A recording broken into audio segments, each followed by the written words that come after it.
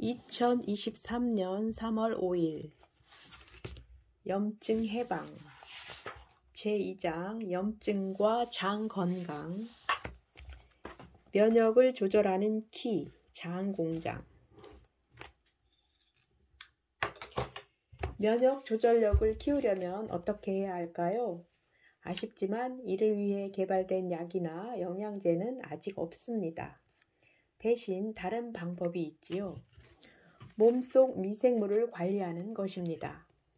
인체에 서식하는 모든 미생물의 유전체를 총칭해 마이크로바이옴이라고 합니다. 이스라엘의 바이츠만 연구소에 따르면 사람의 세포수를 30조 개라 추정했을 때 미생물의 수는 그보다 더 많은 38조 개, 장내 미생물의 총 무게는 약 200g이라고 합니다. 지난 10여 년간 6만 건이 넘는 논문을 통해 인간의 다양한 질병이 마이크로바이옴과 관련되어 있다는 사실이 밝혀진 바 있습니다. 그리고 또 한 가지 놀라운 사실이 있습니다. 바로 이들이 면역 조절자의 역할을 한다는 것입니다. 면역을 강화하거나 약화하기도 하고 염증 반응을 조절하고 심지어 뇌가 기능하는 방식까지도 통제하는 등 다양한 방식으로 우리 몸의 면역과 상호작용을 한다는 것이지요. 장은 장내 미생물이 일하는 공장입니다. 미생물은 장 공장에서 먹고 자고 활동하면서 건강에 매우 유리한 물질을 만들어 주었는데요. 이들이 생산하는 주된 물질은 대부분 짧은 사슬로 연결된 모양이라 단쇄지방산이라고 부릅니다. 그 중에서도 특히 뷰티르산이 면역을 조절하고 염증을 줄여주고 식욕을 조절하고 인슐린 감수성을 증가시켜서 혈당 조절이 잘 되게 하고 손상된 장 점막을 복구하는 등 놀라운 작용을 하는 것으로 알려져 있습니다. 그러니까 장을 비롯해 인체 건강에 직접적인 도움을 주는 것은 미생물 자체가 아니라 이들이 먹이를 먹고 난 후 분해해서 만들어낸 단쇄지방산이라는 것이지요. 따라서 면역 균형을 잘 유지하기 위한 제일 조건은 장 공장이 활발하게 돌아가는 것입니다. 장내 미생물을 잘 먹이고 쾌적하게 일할 수 있는 환경을 만들어 공장을 상시 풀가동시켜야 합니다. 만약 장 공장이 잘 돌아가지 않으면 속이 더부룩할 뿐만 아니라 쉽게 살이 찌고 식욕과 혈당 조절이 잘 안 되고 염증이 자주 생기고 특정 음식에 알레르기나 과민성 반응 등이 생기는 등 이상 증세가 나타날 수 있습니다. 또 뇌 건강에도 영향을 끼치는데 기억력과 집중력이 떨어지고 무기력증과 우울감이 나타나며 아이들 같은 경우에는 주의력 결핍 장애가 생기기도 합니다. 동시에 면역 균형도 와르르 무너집니다. 내 몸 반려견과 함께 사는 법. 매일 햄버거만 먹는다면 장 안에서는 어떤 변화가 생길까요? 햄버거의 총 무게는 230g 정도인데 기본 재료를 살펴보면 빵과 빵 사이에 소고기 패티가 있고 양상추, 양파, 치즈 그리고 드레싱 등이 추가됩니다. 만약 소고기 패티가 2장 들어간 햄버거라면 칼로리가 약 583kcal, 여기에 감자튀김, 콜라까지 더해 세트 메뉴로 먹으면 칼로리는 1000칼로리까지도 훌쩍 뛰어오릅니다. 이렇듯 햄버거는 칼로리가 매우 높은 음식입니다. 그렇다면 이 중에서 장 안에 살고 있는 미생물이 먹을 수 있는 것은 무엇이 있을까요? 기껏해야 양상추, 양파 정도가 있겠네요. 먹는 양에 비하면 10g도 안 되는 정말 적은 양이지 않나요? 장내 미생물이 먹을 수 있는 식량이 부족하면 어떻게 될까요? 이를 밝혀내기 위해 킹스 칼리지 런던의 팀 스펙터 교수는 10일간 햄버거만 먹은 사람의 장내 미생물 변화를 관찰하는 실험을 실시했습니다. 자신이 아들에게 비용을 주고 10일간 M사 햄버거와 콜라만 먹게 했지요. 아들은 이 기간 동안 매일 대변 샘플을 채취해 실험실로 보냈는데 그 결과는 가히 충격적이었습니다. 장에는 1400여 가지 박테리아가 존재하는데 그중 40%가 파멸된 것입니다. 이 실험 결과를 통해 우리는 다음과 같은 답을 구할 수 있었습니다. 인간이 미생물을 위한 음식을 따로 섭취하지 않는다면 장내 미생물은 굶어 죽을 수밖에 없으며 종류의 다양성 역시 현저히 감소한다는 사실입니다. 다시 말해 미생물이 굶게 되면 일할 기력이 없으니 장 공장은 가동을 멈추고 그로 인해 뷰티르산의 생산이 감소해 면역 조절력 또한 떨어집니다. 이는 곧 잦은 염증의 원인이 됩니다. 면역을 조절하는 힘을 키우려면 우리는 장내 미생물, 즉 장내균들을 잘 대접해야 합니다. 장내 상주균은 우리 몸속에서 평생 함께 살아갑니다. 그래서 반려균이라고 할 수 있습니다. 반려동물, 반려식물에 애정을 쏟는 만큼 반려균에도 관심을 주고 잘 보살펴야 합니다. 여러분은 반려균을 든든히 먹이고 계신가요? 내가 주로 먹는 음식을 떠올려 보세요. 인스턴트, 패스트푸드, 배달 음식 위주의 식단은 아니었는지, 이 음식에 반려균이 배부르게 먹을 먹잇감이 포함되어 있는지 말이지요. 장내 미생물들이 가장 기본적으로 섭취하는 것은 섬유소입니다. 일반 성인 기준 섬유소의 하루 권장 섭취량은 20에서 25g인데 가공식품을 주식으로 하는 경우 섬유소가 늘 부족할 수밖에 없습니다. 섬유소는 탄수화물, 지방, 단백질, 비타민, 무기질, 물과 함께 7대 영양소로 지칭될 만큼 건강을 지키기 위한 필수 영양소로 분류되며 장 공장을 활발히 돌리는 연료이기도 합니다. 이는 곧 충분히 섭취하지 않으면 면역 조절력에도 문제가 발생할 수 있다는 말입니다. 그러니 평소 섬유소가 부족하지 않도록 섭취에 신경 써야 합니다. 면역 균형을 되찾고 싶으시다고요? 지금 당장 반려균을 잘 먹이시길 바랍니다. 지긋지긋한 염증에서 벗어나는 길, 일단 제대로 먹는 것부터 시작되니까요. 변비에만 좋을 줄 알았더니 염증을 낮추는 섬유소. 염증으로부터 해방되려면 섬유소에 대해 좀 더 깊이 알아볼 필요가 있습니다. 섬유소는 섬유 형태의 탄수화물로서 인간의 소화 효소가 분해하지 못하는 3당류 이상의 다당류를 말합니다. 섬유소는 식품이 아닌 종이 등에도 함유되어 있기 때문에 식용 가능한 섬유소를 묶어 식이섬유라고 부르기도 하며 이를 짧게 줄여 섬유소 또는 섬유질이라고도 부릅니다. 섬유소는 크게 물에 녹지 않는 섬유소와 물에 녹는 섬유소로 나뉩니다. 물에 녹지 않는 섬유소는 불용성 식이섬유라고 하는데 리그닌, 키틴, 셀룰로스 등이 여기에 속합니다.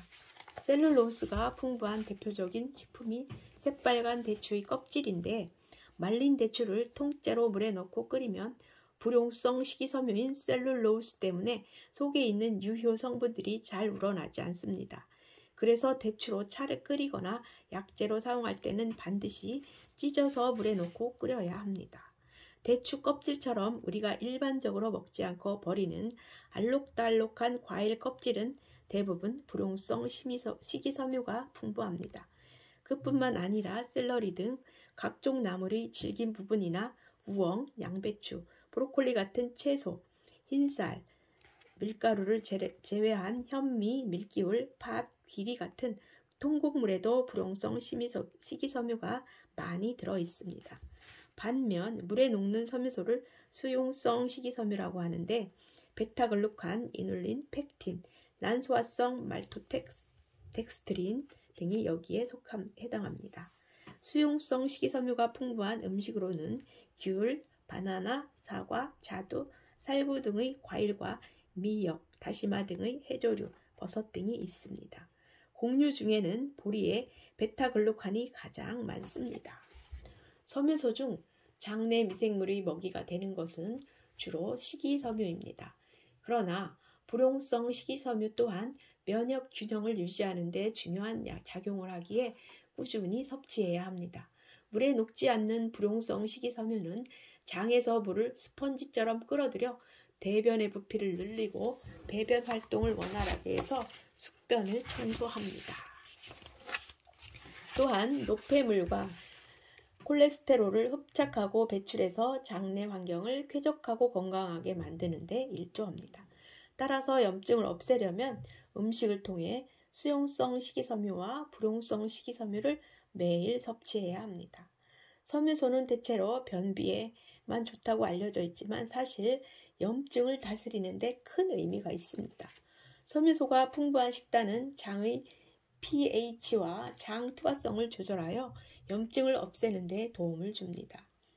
현미밥 한 공기에는 6.7g, 검은콩 2큰술에는 5.2g, 양배추 70g에는 5.7g, 작은 크기의 배는 5.5g, 중간 크기의 바나나에는 대략 3.1g의 섬유소가 포함되어 있습니다. 현미밥이나 잡곡밥, 샐러드 또는 나물 반찬을 작은 그릇으로 두세 접시, 과일 1회 분량을 하루 2번 정도 섭취하면 하루에 챙겨야 할 섬유소를 충분히 섭취할 수 있습니다. 마지막으로 섬유소 섭취에서 주의할 점이 있습니다. 몸에 좋다고 섬유소를 지나치게 많이 섭취할 경우 탈이 난다는 것입니다. 수용성 식이섬유를 과잉 섭취할 경우 장내 미생물의 분해 작용이 지나치게 활성화되어 장이 예민한 사람은 가스가 차고 복통, 설사 등의 증세가 나타날 수 있습니다. 반대로 불용성 식이섬유를 과잉 섭취하고 충분한 물을 마시지 않는다면 오히려 변비가 생길 수 있습니다. 또한 1일 60g 이상의 섬유소를 섭취하면 미량 영양소인 철분, 칼슘, 마그네슘, 아연, 무기질과 비타민의 흡수를 방해하게 됩니다. 따라서 성장기 어린이, 빈혈이나 골다공증이 심한 경우에는 섬유소 섭취량에 각별한 주의가 필요합니다. 반려균을 살리는 맥 다이어트. 사람이 소화를 소화하지 못하고 장내 미생물에게 도달하여 먹이가 되는 탄수화물을 전문 용어로 맥이라고 합니다. 미생물 총접근 가능 탄수화물의 약어이지. 사람이 맥을 섭취하면 그대로 장내 미생물에게 전달되고 이들의 먹잇감이 되어 반려균을 건강하게 만듭니다. 매 끼니마다 맥을 챙겨 먹는 이른바 맥 다이어트를 하면 장 공장이 매우 활발하게 돌아가고 각종 염증성 질환에서 벗어나는데 큰 도움이 됩니다. 단 섬유소 중 셀룰로스 같은 불용성 식이섬유는 사람도 미생물도 소화시킬 수 없으므로 맥에서 제외됩니다. 맥 다이어트는 한 가지 음식만 섭취한다고 해서 끝나는 건 아닙니다. 몸속 장 공장에서 일하는 미생물의 종류는 1400가지가 넘는 게 각각의 미생물에 따라 소화하는 맥이 다르기 때문입니다. 예를 들어 어떤 미생물 종은 버섯에 포함된 베타글루칸을 주로 섭취하고 어떤 종은 사과 껍질에 있는 펙틴을 주로 먹습니다. 그러니 내 입맛에 좋은 식품만 가려서 섭취한다면 식성이 다양한 미생물을 골고루 돌볼 수 없게 됩니다. 맥에는 크게 7가지 종류가 있습니다. 장내 미생물의 다양성을 늘리기 위해 7가지 맥을 다양하게 섭취하되 같은 종류에 해당하는 맥 중에서 나이 체질과 현재 건강 상태에 맞는 음식을 골라 먹는다면 효과는 더욱더 좋을 것입니다. 체질에 대해서는 뒷장에서 따로 다룰 예정입니다. 자신의 체질을 정확히 모른다면 일단 골고루 먹는 것이 가장 좋은 방법입니다. 첫 번째 맥은 통곡류입니다. 가공하지 않은 쌀, 밀, 보리 등의 곡류를 말하는데요. 쌀로 말하면 백미가 아닌 현미, 밀로 말하면 밀가루가 아닌 통밀이 곡물에 해당합니다. 두 번째 맥은 콩류입니다. 검정콩, 약콩, 완두콩, 노란콩, 병아리콩, 렌틸콩 등 모든 콩이 해당되며 콩으로 제조한 두부도 포함됩니다. 세 번째 맥은 견과류입니다. 신선한 호두, 아몬드, 피스타치오, 캐슈너트 등은 맥 다이어트의 중요한 식품군이지요. 네 번째 맥은 껍질째 먹는 과일입니다. 블루베리, 살구, 자두, 체리 등이 해당되는데 특히 사과, 배, 참외 등의 경우 깨끗하게 세척해 껍질째 먹는 습관을 들이는 것이 좋습니다. 과일 껍질에 맥이 풍부하니까요. 5번째 맥은 채소류입니다. 감자나 고구마 같은 전분이 많은 채소가 아닌 양배추, 치커리, 케일처럼 잎을 먹는 엽채류, 그리고 양파, 마늘, 비트, 연근, 당근 등이 여기에 해당됩니다. 6번째 맥은 해조류입니다. 김, 미역, 다시마, 톳, 감태 등은 반려균을 살리는 고마운 음식이지요. 맥 다이어트에서 빼놓을 수 없는 마지막 7번째 식품군은 버섯류입니다. 표고버섯, 느타리버섯, 쌀이버섯, 팽이버섯, 새송이버섯을 포함한 모든 버섯 종류가 반려균을 살리고 장을 돌보며 나아가 염증 조절에 기여하게 됩니다. 배에 가스가 차고 방귀가 자주 나온다면 3가지 습관을 피하세요. 장이 건강한 사람은 늘 뱃속이 편안한데 그렇지 않은 사람은 수시로 배에 가스가 차고 방귀도 자주 나옵니다. 걸을 때마다 방귀가 나와서 민망했던 순간이 한두 번이 아니었어요. 혹시 무슨 문제가 있는 건 아닐까요? 진료실에 찾아와 이런 고충을 털어놓는 분들이 많습니다. 사실 방귀는 장에 쌓이는 가스를 배출하기 위한 생리현상이기에 하루에 10번에서 20번 정도 나오는 것은 문제가 되지 않습니다. 다만 생활에 지장을 줄 정도로 속이 부글부글 하거나 하루 20번 이상 방귀를 낀다면 이는 장내 미생물 총의 균형이 깨졌다는 신호일 가능성이 높습니다. 장내 가스는 대부분 장 속 미생물에 의해 생성되기 때문입니다. 특히 항생제를 자주 복용하거나 음주와 흡연을 하는 사람, 그리고 수면이 부족한 사람일수록 장내 환경이 쉽게 나빠질 수 있으니 주의해야 합니다. 이런 상황에서는 좋은 음식을 먹어도 장에서 잘 받아들이지 못해 소용이 없습니다.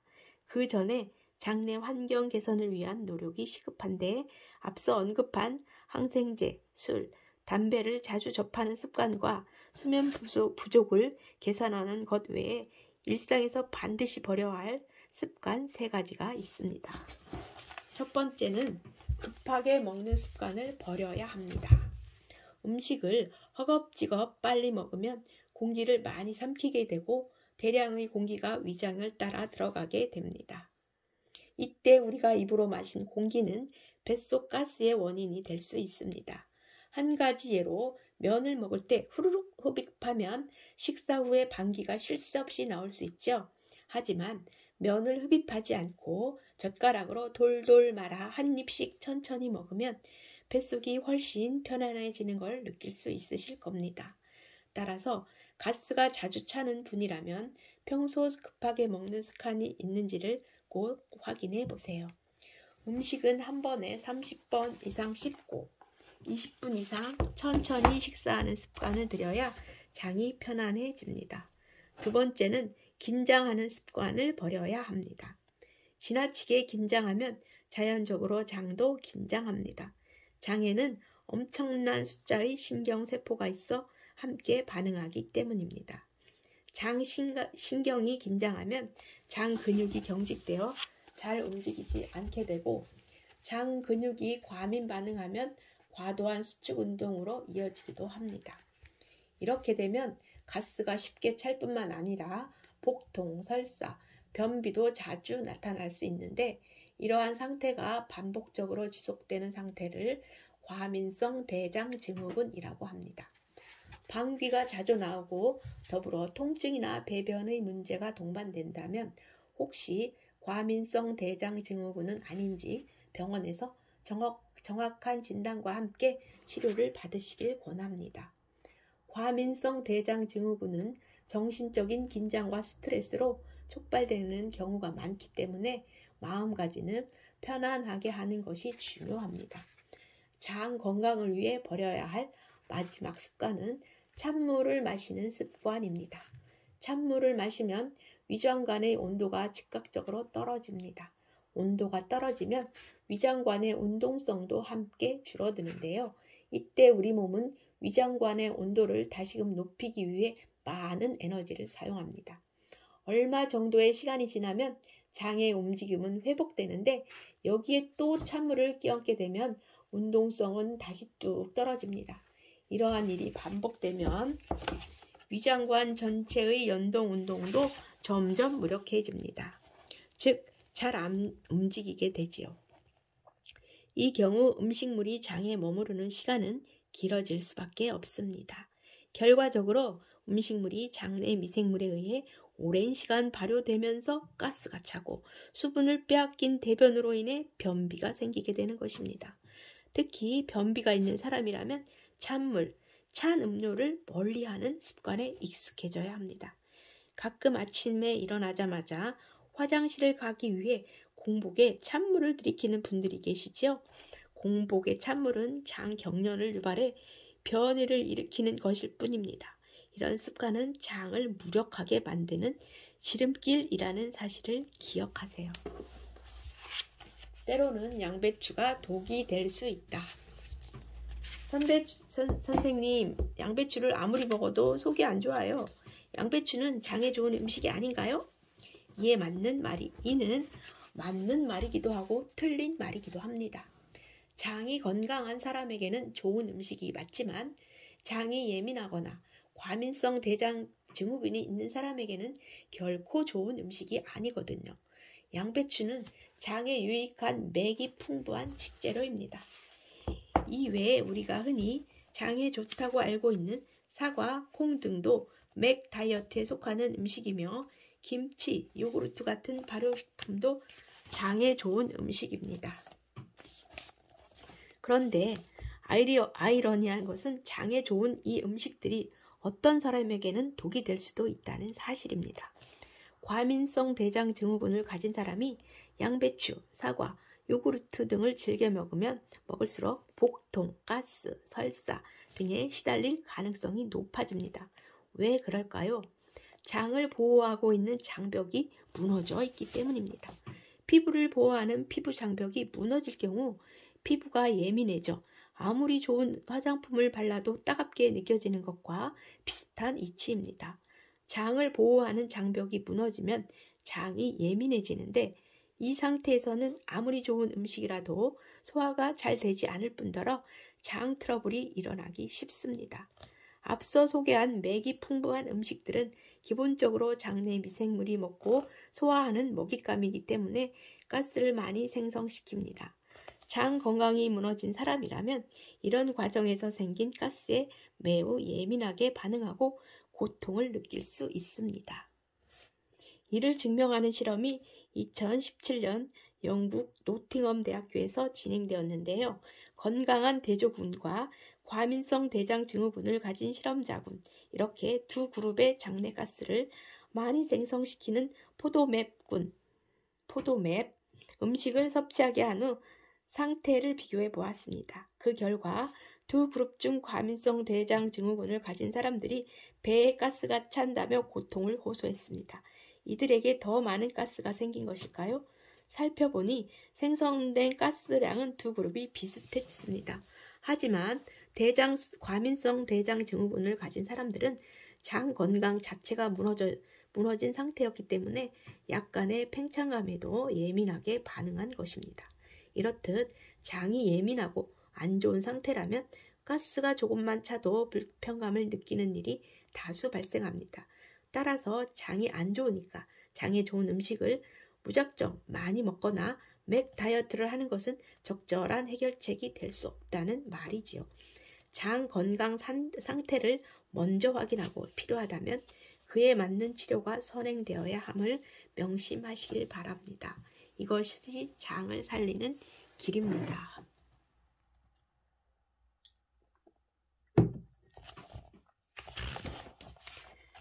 장이 예민하다면 포도맵.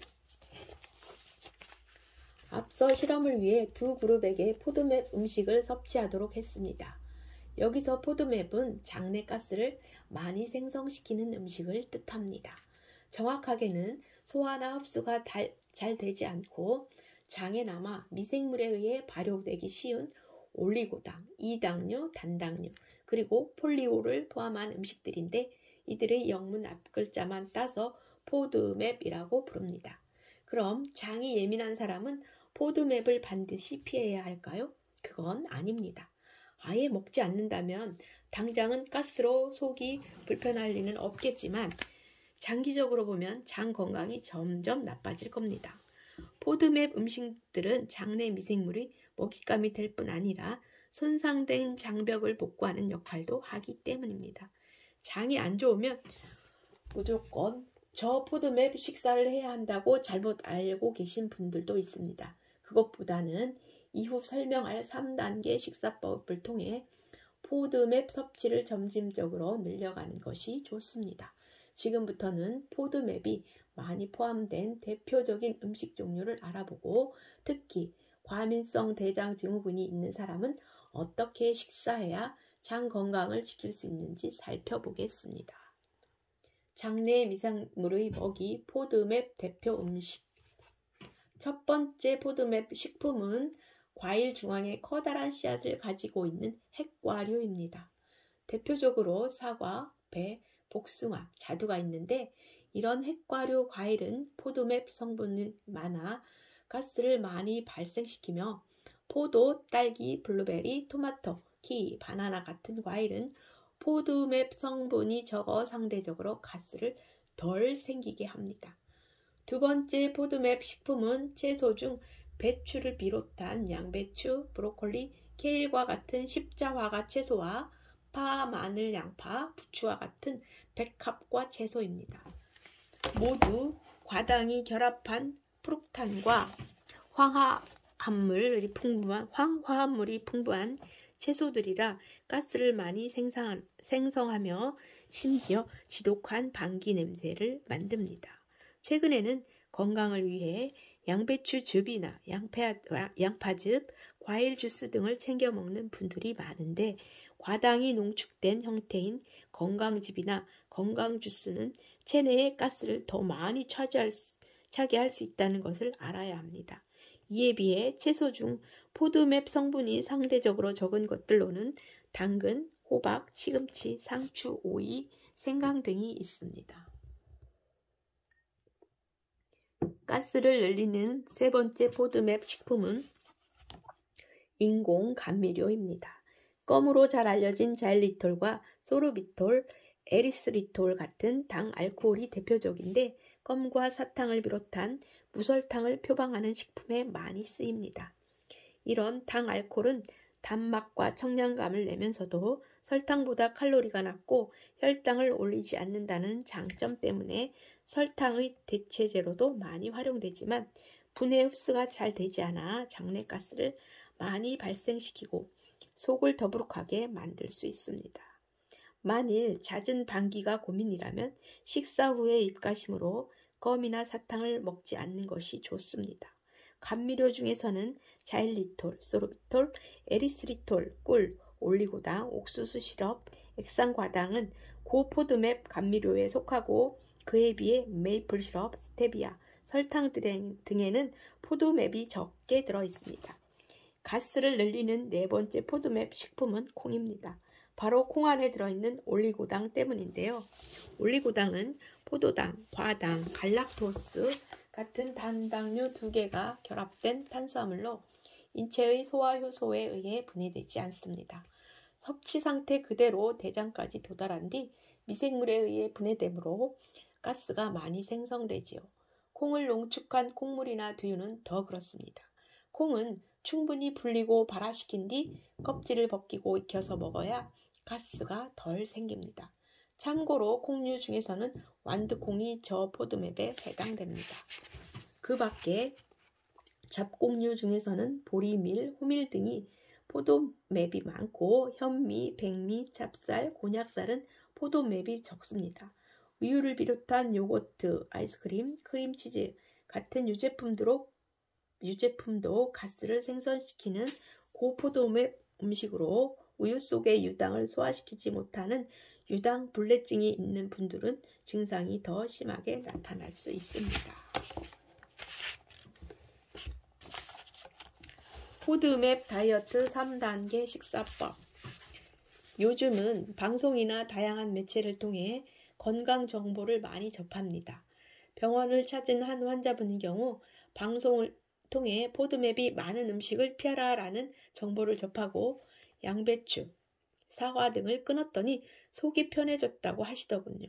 이후 모든 포도맵 식품을 다 끊었다고도 하셨습니다.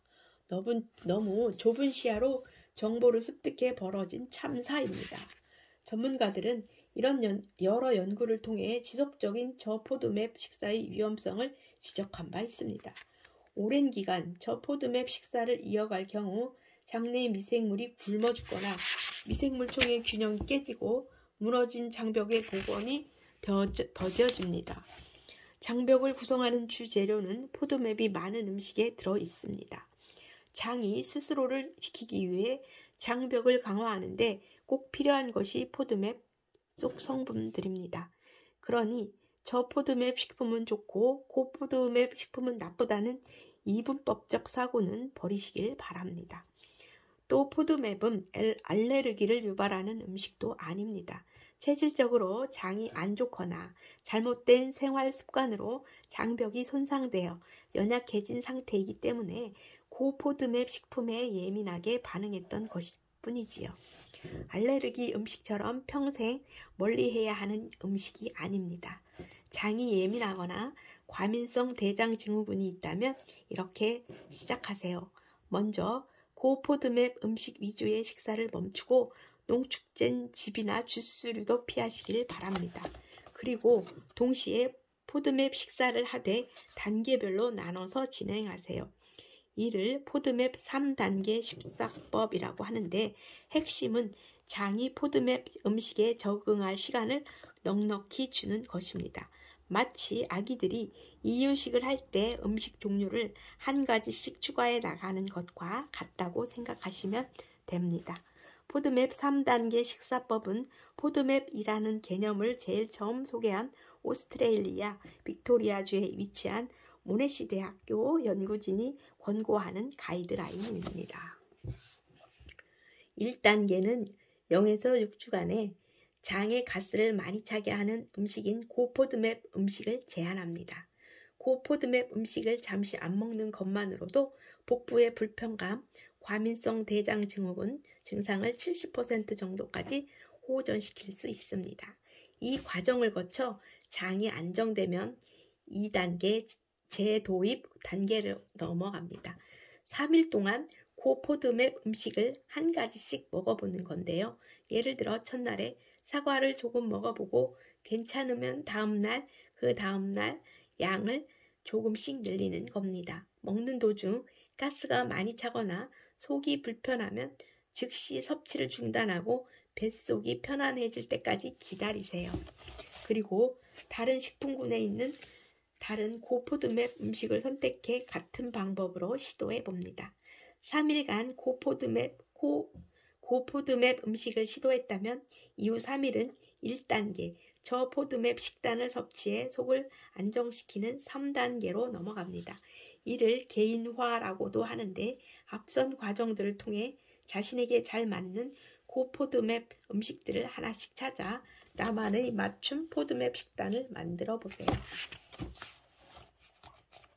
이런 단계별 식사법을 통해 식단을 구성하게 되면 장이 약했던 사람이라도 장 기능을 회복시키고 면역 조절력을 길러 결국에는 만성염증으로부터 해방될 수 있는 개인 맞춤 식단을 완성할 수 있습니다.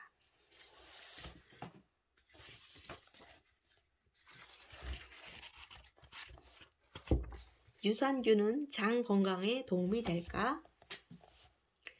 단순히 변비나 설사를 넘어 면역력, 피부 미용, 여성 건강, 다이어트 분야에서까지 장 건강의 중요성이 대두되고 있습니다.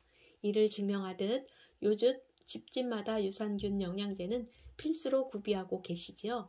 유산균 시장의 급성장으로 제품력도 날로 진화하고 있습니다.